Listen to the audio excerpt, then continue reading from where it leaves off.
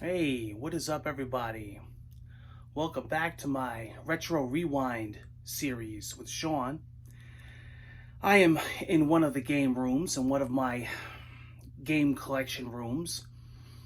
This is one of the rooms where I have a lot of games, a lot of collectibles, a lot of amiibos, a lot of retro systems. I just did a couple hauls on eBay, and I just brought in a whole mess of stuff that I gotta unload yet.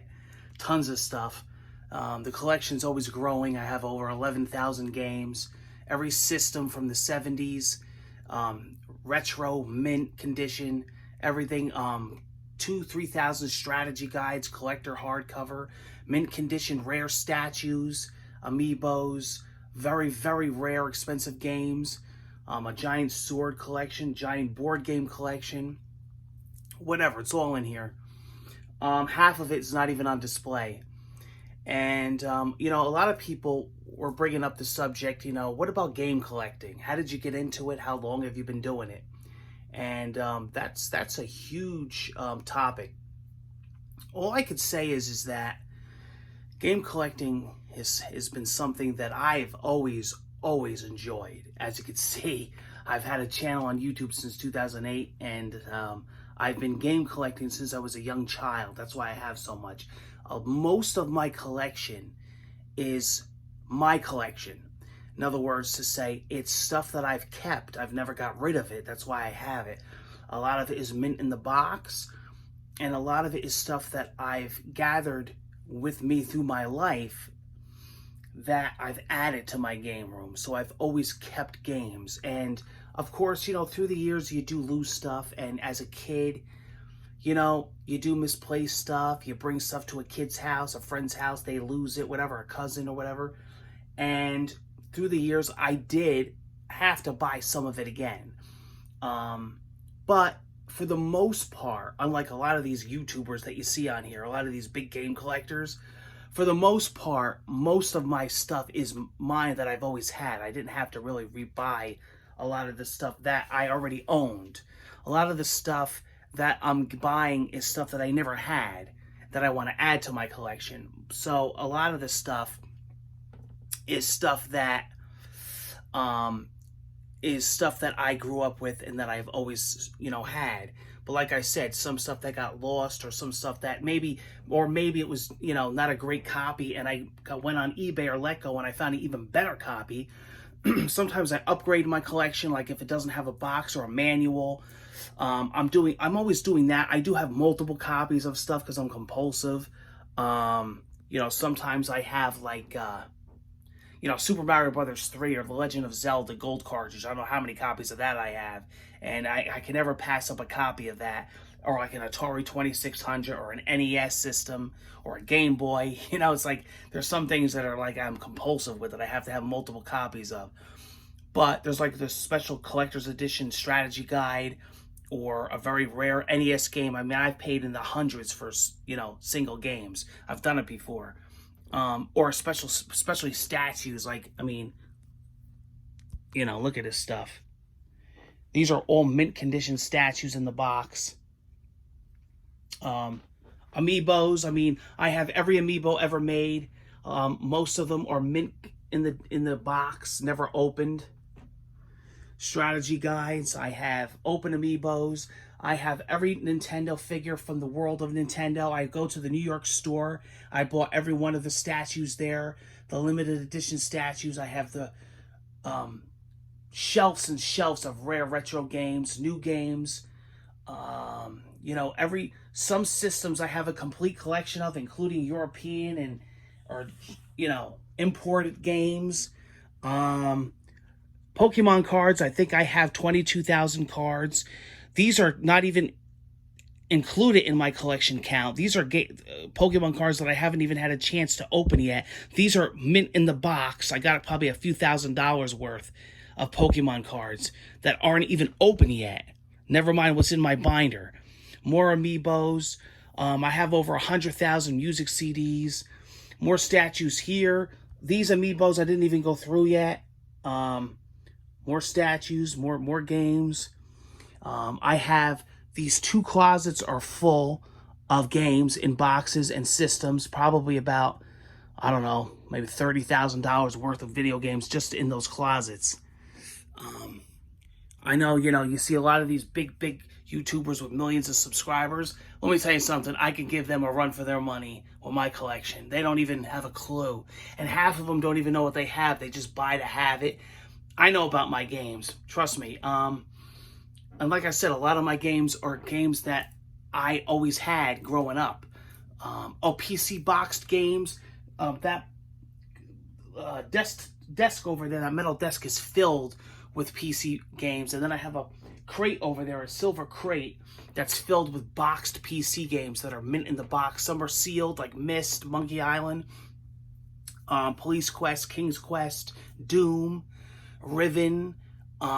They're sealed with the manuals, the box, the big PC boxed games, all the Sierra games, Phantasmagoria, Seventh Guest.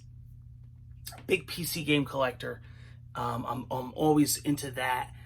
This case behind me is filled with retro systems and collectibles. I mean, I got Super Nintendo in there, Game Gear's in there, PS2, GameCube, Dreamcast, the Super Nintendo mouse for Mario Paint. Remember that? So, yeah, as far as game collecting, yeah, I've been game collecting my whole life. I probably always will be at this point. Another subject that comes up is how has YouTubers changed game collecting? They really have. When I started doing this, I was the oddball. I was the weirdo. I was doing it before it got big. I was like, whoa, look at this guy. Now it's like, they're all doing it. And a lot of people, name all these big YouTubers that were doing it in the beginning. I was doing it before them. And these big YouTubers that have millions of subs and thousands of views, they do affect retro buying and game collecting. They up the prices. I notice, like, when these big guys talk about a game, you go on eBay and then like seconds later the game increases in price. So that, yeah, the YouTubers definitely have an effect on buying retro games and the values of retro games. It's almost like they do it for spite. Luckily enough, I already have most of the games they're already talking about. So a lot of these YouTubers, I got to go and get this game they're talking about because it's a big, I got to go and collect it. Most likely I already own it. So that's nice. But if I don't, I do try to get a deal on it, or maybe it's one that slipped my, my findings, or I'm not really, I wasn't a fan of it at the time, or I just buy it to collect it. Maybe the box art is cool. So game collecting is definitely an awesome, interesting hobby. I love it. And not just video games, everything that has to do with gaming, collectibles, stickers, strategy guides, statues, amiibos, hats, shirts. I mean, keychains, Christmas ornaments. I was big into Club Nintendo at the time when they actually gave you physical items. I can show you, I have every single Club Nintendo, and I used to take the Club Nintendo items and send them to Reggie Fils-Aimé, the ex-president of Nintendo, and I think he's like now board of directors of GameStop. Reggie, an awesome guy, he signed stuff for me. He actually signed back and sent me my wedding invitation when I got married. I have it hung on my shelf here. So that's awesome. I got all stuff signed from developers through the years and rare games that I bought. I have some games that only are certain amounts of copies ever made. I have extremely rare statues that some statues cost in the thousands each.